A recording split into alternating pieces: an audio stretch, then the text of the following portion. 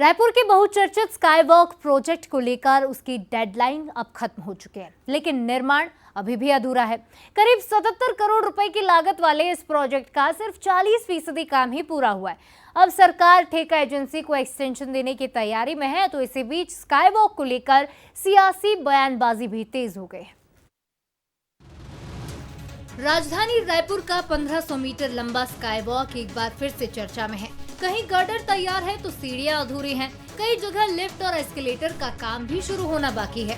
अप्रैल 2026 तक इस प्रोजेक्ट को पूरा करने का लक्ष्य रखा गया, लेकिन तय समय बीत जाने के बाद भी करीब 60% काम अब भी बाकी है। करीब 77 करोड़ रुपए की लागत वाले इस प्रोजेक्ट के लिए सरकार ने अतिरिक्त राशि मंजूर कर निर्माण दोबारा शुरू कराया था। मई 2025 में काम शुरू होने के बाद एजेंसी को अप्रैल 2026 तक की तय समय सीमा दी गई, जो कि गुजर चुकी है।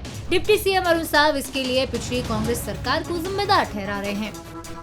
स्काई वॉक की दुर्दशा करने का जिम्मा कांग्रेस का है। कांग्रेस ने 5 साल लटका के रखा, 5 साल जनता को स्काई वॉक के लाभ से वंचित रखा। सरकार के खजाने को नुकसान पहुंचाने का काम कांग्रेस ने किया।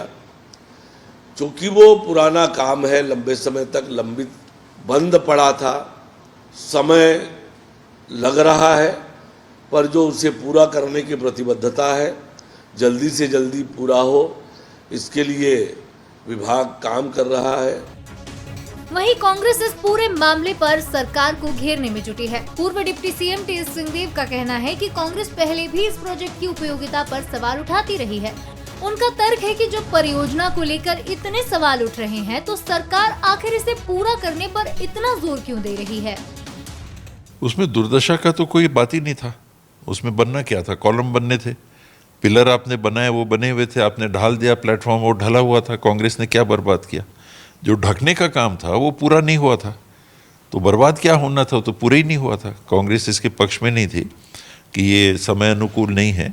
आज के दिन में ये उतना उपयोगी सिद्ध रायपुर के लिए नहीं होगा।